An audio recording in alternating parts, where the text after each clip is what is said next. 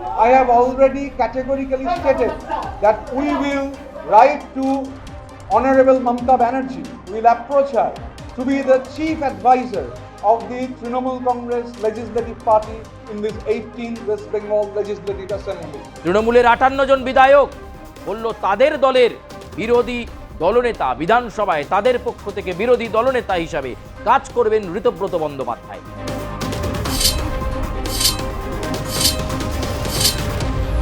দলের উপর থেকে নিয়ন্ত্রণ অনেকটা কেন প্রায় 99% হালকা হয়ে গেল মমতা বন্দ্যোপাধ্যায়। এখন নব্য তৃণমূল, আর সেই নব্য তৃণমূলের মূল নেতা বিরোধী দলনেতা ঋতব্রত বন্দ্যোপাধ্যায় রাজনীতি থেকে নিজেকে সরিয়ে নেবেন, নির্বাসনে চলে যাবেন অভিষেক বন্দ্যোপাধ্যায়, আর রাজনীতির আঙিনায় মুখ দেখাবেন না। একেবারে মহারাষ্ট্র মডেলের প্রতিচ্ছবি, হ্যাঁ সেটাই ঘটে গেল তৃণমূল কংগ্রেসে। 1998 সালে তৃণমূল কংগ্রেসের পথ চলাটা শুরু হয়েছিল, তারপর 3টে টার্মে তৃণমূল কংগ্রেসের সরকার। সেই সরকার ক্ষমতা থেকে চলে যেতেই তৃণমূলে বিদ্রোহের আগুন, আর সেই বিদ্রোহের আগুন বাড়তে বাড়তে বাড়তে বাড়তে বিষোদ্গার বাড়তে বাড়তে বাড়তে বাড়তে এমন জায়গায় পৌঁছলো বিধানসভার স্পিকার রথীন বসুর কাছে জমা পড়ল 58 জন বিধায়কের সই সম্বলিত চিঠি, যে চিঠিতে বলে দেওয়া হলো তারা আসলে তৃণমূল কংগ্রেসের প্রকৃত বিধায়ক। এবং সই বিতর্ক যেটা কয়েকদিন ধরে চলছিল বিরোধী দলনেতা নির্বাচনে, সেই বিরোধী দলনেতা নির্বাচনের দিক থেকে এই 58 জন বিধায়ক স্বাক্ষর করে সাইন করে জানিয়ে দিল যে বিরোধী দলনেতা শোভনদেব চট্টোপাধ্যায় নয়, বিরোধী দলনেতা ঋতব্রত বন্দ্যোপাধ্যায়কে তারা মানছেন। তৃণমূলের 58 জন বিধায়ক বলল তাদের দলের বিরোধী দলনেতা বিধানসভায় তাদের পক্ষ থেকে বিরোধী দলনেতা হিসাবে কাজ করবেন ঋতব্রত বন্দ্যোপাধ্যায়। ঋতব্রত বন্দ্যোপাধ্যায়ের নেতৃত্বেই বিধানসভার ভেতরে তৃণমূল কংগ্রেস কাজ করবে, অর্থাৎ সেই আদি তৃণমূল মুছে গেল। দলের ওপর থেকে নিয়ন্ত্রণ অনেকটা কেন প্রায় 99% হালকা হয়ে গেল মমতা বন্দ্যোপাধ্যায়।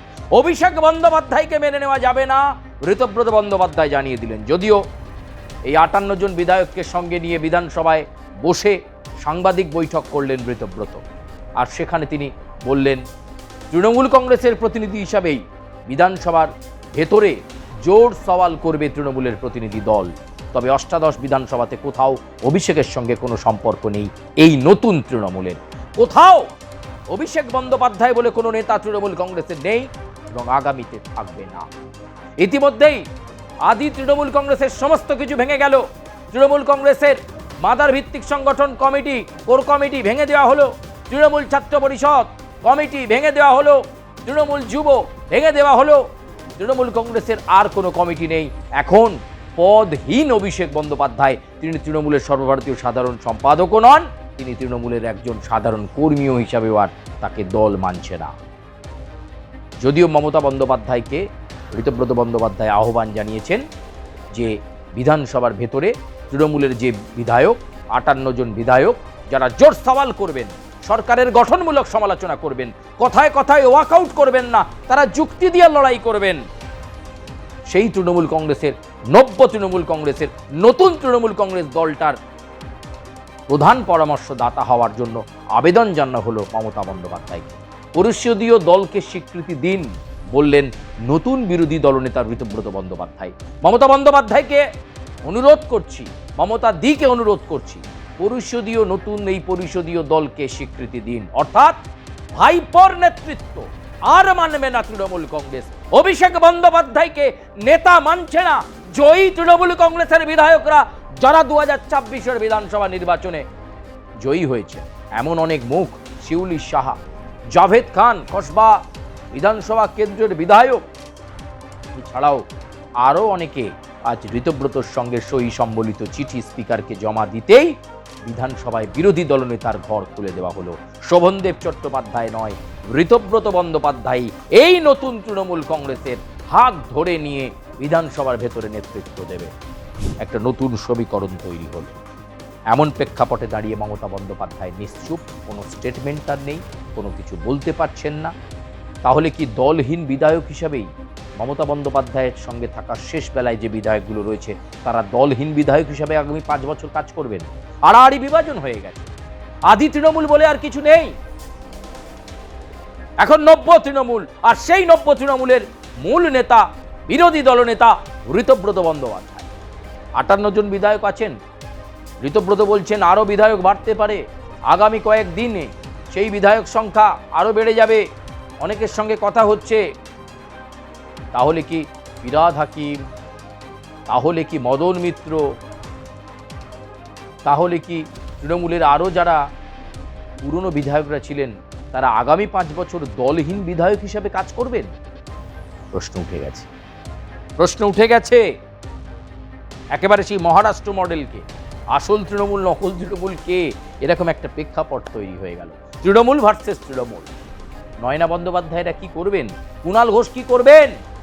বিরোধী দলনেতা ঋতব্রত বন্দ্যোপাধ্যায় হয়ে গিয়েছে। বিরোধী দলনেতার ঘরে বসতেও শুরু করে দিয়েছেন ঋতব্রত বন্দ্যোপাধ্যায়।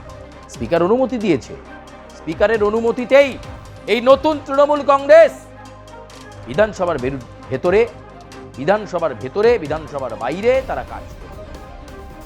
ঋতব্রত বলছে আমরাই প্রকৃত তৃণমূলী। কিন্তু এখনো বলছি, প্রিয়ের দিদি মমতা বন্দ্যোপাধ্যায়কে প্রধান পরামর্শদাতা হওয়ার জন্য আমরা অনুরোধ জানাচ্ছি। এখন দেখা মমতা বন্দ্যোপাধ্যায় অভিষেক বন্দ্যোপাধ্যায়ের হাতটা ছেড়ে বেরিয়ে এসে এই সময়ে এই নতুন তৃণমূলের পরামর্শদাতা হবেন, নাকি অন্য কোনো ফন্দি তৈরি করছেন মমতা বন্দ্যোপাধ্যায়। এখনো পর্যন্ত মমতা বন্দ্যোপাধ্যায়ের কোনো মন্তব্য নেই, তিনি নিশ্চুপ, কোনো স্টেটমেন্ট। ইতিমধ্যেই বিরোধী দলনেতা সাংবাদিক বৈঠক করে দিয়েছেন, শুনুন কি বলছেন।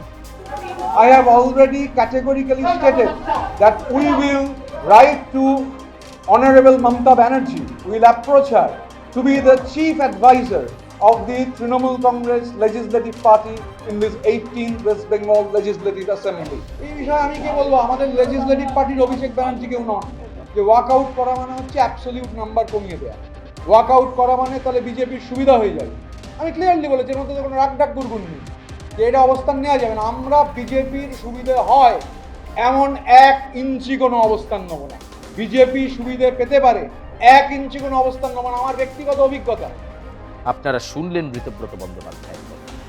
সামনেই বিধানসভা অধিবেশন, সেই অধিবেশনে নতুন তৃণমূল কংগ্রেসের বিরোধী দলনেতা ঋতব্রত বন্দ্যোপাধ্যায়, ডেপুটি লিডার করা হয়েছে সাবিনা ইয়াসমিনকে, আখরুজ্জামানকে, এছাড়াও আরও অনেকে থাকবেন। লিডারের ভূমিকায় থাকবেন শিউলি সাহাও। ভাবা যায় যারা তৃণমূল কংগ্রেসের পুরনো কর্মী তারা এবার খোদ দলীয় নেতৃত্বের বিরুদ্ধে বিষোদ্গার করে বিরোধী দলনেতা আগে যাকে বাছা হয়েছিল সেই শোভনদেব চট্টোপাধ্যায়কে মান্যতা না দিয়ে তারা ঋতব্রত বন্দ্যোপাধ্যায়ের সঙ্গে বিধানসভাতে জমা দিল সই সম্বলিত চিঠি। আর তার মধ্যেই অ্যাকশনটাও নিয়ে নিলেন স্পিকার। বিধানসভার বিরোধী দলনেতা হিসাবে দায়িত্বভার চলে গেল ঋতব্রত বন্দ্যোপাধ্যায়। খুব ইন্টারেস্টিং, এবং রাজনীতিতে চিরশত্রু চিরমিত্র বলে কিছু হয় না। আজকের এই ঘটনা একটা খুব গুরুত্বপূর্ণ ঘটনা। আমরা মহারাষ্ট্রে দেখেছিলাম একনাথ শিন্ডে, শিবসেনার কি পরিণতি হয়েছিল সেটা দেখেছিলাম। আর আজকে আমরা এই পশ্চিম বাংলার বুকে দেখতে পাচ্ছি এই এক নতুন তৃণমূল আত্মপ্রকাশ করল। কংগ্রেস ভেঙে তৃণমূল কংগ্রেস তৈরি করেছিলেন মমতা বন্দ্যোপাধ্যায়, আবার তৃণমূল ভেঙে 2026 সালে তৈরি হলো নতুন তৃণমূল। ইতিহাসের পাতায় লেখা থাকবে কিভাবে তৃণমূল ভেঙে তৃণমূল তৈরি হয়েছিল। অভিষেক বন্দ্যোপাধ্যায় কি করবেন?